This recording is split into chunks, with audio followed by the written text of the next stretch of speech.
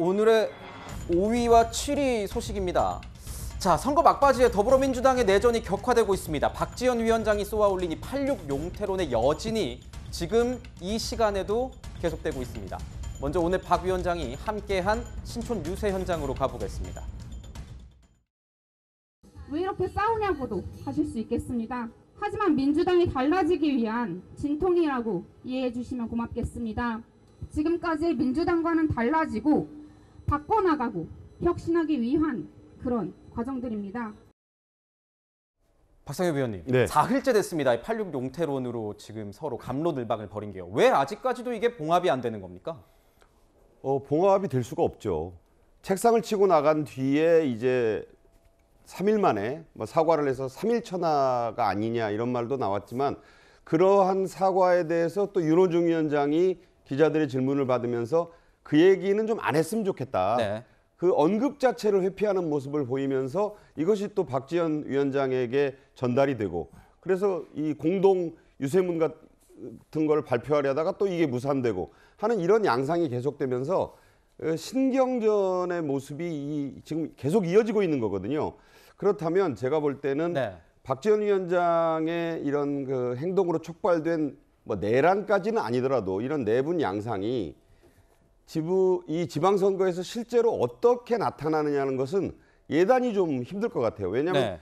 박지원 위원장 때문에 이번 지방선거에서 민주당 후보들에게 표를 던지겠다는 팬덤층이 분명히 또 있습니다. 본인은 팬덤 정치를 없애야 된다고 말을 했지만 그런 것이 더 강할 것이냐 아니면 586 용태론이 이게 뜬금이 없기 때문에 네. 지금 이 논의를 해서 당에게 왜 이렇게 어려움을 주느냐라는 비판 세력이 또 있어서 이런 부분이 또 마이너스로 나타나고 결국 이 제로섬의 형태로 어느 쪽이 더 타당성을 갖고 지지층을 설득해서 이 투표장으로 이끌어낼 수 있느냐. 네. 오히려 이런 부분이 양날의 칼로 작용할 수 있다라고 저는 보고 있거든요. 따라서 이것이 반드시 국민의힘에게만 유리한 것이 아니다.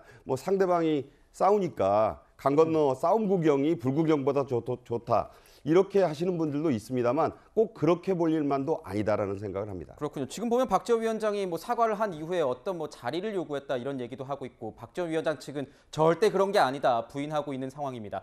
그런데 이 정작 인천 계양을 후보이기도 한 또 그리고 이 선거 국면을 총괄하는 총괄선대위원장이기도 한 이재명 후보가 잘 모르겠다 이런 말만 하고 있습니다. 이재명 후보의 이야기를 들어보겠습니다.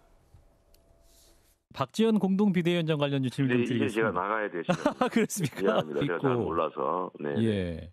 제가 일선에 나와 있는 책임자라서 예. 그 안에서 벌어지는 내용은 잘 모르고 있고 아하. 또 앞뒤 전후 맥락도 제가 모르는 상태에서 말씀드리기가 조금 그렇습니다. 내부의 선거의 기획이나 어떤 선거의 집행이나 당무나 예. 이런 건 전혀 제가 내용도 모르고 실질적인 내부 관계는 제가 잘 모릅니다. 이 이야기를 들은 진중권 전 교수 같은 경우엔 무책임하다 이렇게 날선 비판을 했습니다. 들어보시죠. 가장 중요한 질문에 대답을 안 하시네요. 이재명 후보가 총괄선대위원장이라고 한다면은 당내에서 그 문제로 인해 가지고 지금 갈등이 벌어지고 있다면은 여기에 대해서 좀 정리가 좀 필요하거든요. 그렇죠. 예를 들어서 박지원 위원장한테 힘을 실어줘야 된다라든지 대답을 안 하고 좀 딱 회피하시는 모습이 조금 실망스럽네요. 이분의 문제 제기는 살아있다라든지 그래서 양쪽을 다 살려준다라든지 이런 식의 그 정리를 좀 해주셔야 되는데 그것 없이 그냥 나가버리시는 게 조금 무책임해 보이네요.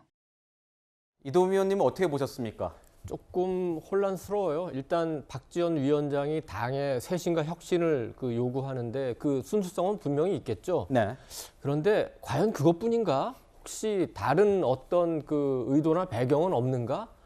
이런 생각들을 이제 당내에서 많이 하는 거죠. 우리 박지원 위원장은 끝이 보이지 않는 광야에 홀로 서 있는 느낌이라고 본인의 심경을 표현을 했는데 민주당 분들이 딱 보니까 광야에 홀로 서 있는 것 같은데 자세히 보니까 그림자가 두 개인 것 같고 그 하나의 그림자는 그럼 누구 거지 하고 자세히 보니까 분명히 586은 아닌 것 같고 혹시 이재명 후보는 아닌가?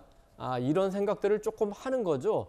그렇게 생각을 하다 보니까 이 혁신과 쇄신의 순수성까지도 조금 의심하게 되는 거고 그러면 선거가 끝난 뒤에 다가올 당내 당권 갈등에서 586과 이재명 걔가 싸울 텐데 그렇다면은 586 세력을 뭐라고 할까 내모는 그런 하나의 그 명분으로서 미리 그 선거 전에 박지원 위원장이 저런 걸 제기하는 거 아닌가 그런 의심을 당연히 이제 586 세력들은 하는 거고 그걸 위해서 아마 이재명 후보가 그 뒤에서 조정을 하는 거 아닌가 그런 의심도 하는 거고 그렇기 때문에 지금 지방선거 전까지도 중요하지만 그 이후에 당권 갈등 그다음에 8월 전당대회에서의 승부 이게 더 어떻게 보면 민주당 의원들로서는 더 중요하다. 왜냐하면 6월 선거야 뭐 본인에게 아무런 상관이 없지만 8월에 누군가 당 대표가 되면은 그 사람이 2024년 총선에서 본인을 공천을 할 거기 때문에